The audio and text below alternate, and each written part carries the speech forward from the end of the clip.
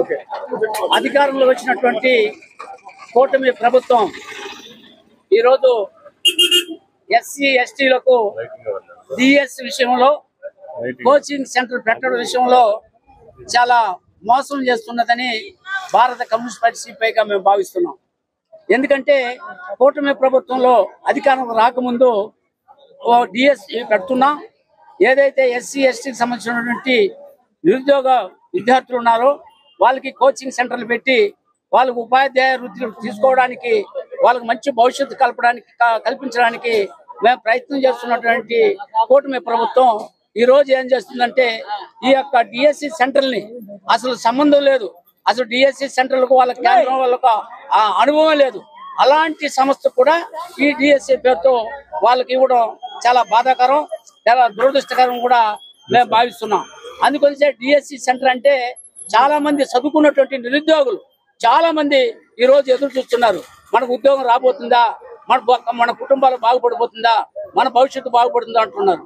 ఈ రోజు చిత్తూరు జిల్లాకు సంబంధించిన ముఖ్యమంత్రి గౌరవనీయ నారా చంద్రబాబు నాయుడు చిత్తూరు జిల్లాగా ఉంటూ ఈ రోజు డిఎస్సి సెంటర్ని చిత్తూరు పెట్టడంలో చాలా మోసం జరుగుతుంది అనేసి కూడా మేము భావిస్తున్నాం.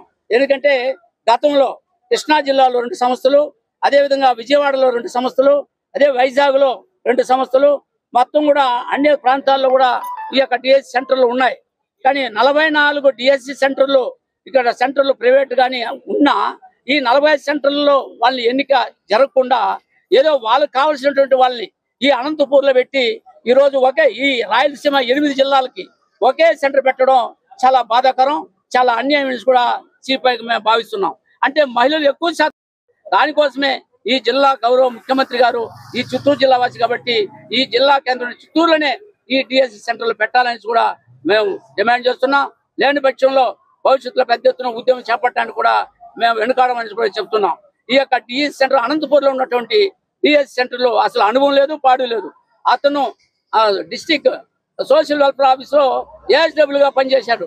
అతనికి ఇక్కడ డిఎస్సి సెంటర్లు పెట్టడానికి అనంతపూర్లో పర్మిషన్ ఇస్తున్నాడు అంటే ఎంతవరకు న్యాయం? ఇదే పేపర్లు అంతా కూడా వచ్చింది, మీడియాలో కూడా వచ్చింది.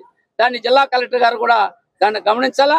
తప్పనిసరిగా డిఎస్సి సెంటర్లు చిత్తూరులో సెంటర్లు పెట్టి ఎస్టీ విద్యార్థులకి అందరికి కూడా కోచింగ్ సెంటర్లు ఇక్కడే పెట్టి వాళ్ళకు ఉన్నత విద్యను పంపించి ఉపాధ్యాయులు చేసే పరిస్థితుల్లో బడుగు బలహీన వర్గాలకి న్యాయం చేయాలని భారత కమ్యూనిస్ట్ పార్టీ సిపిఐగా కలెక్టర్ గారిని డిమాండ్ చేస్తున్నాం.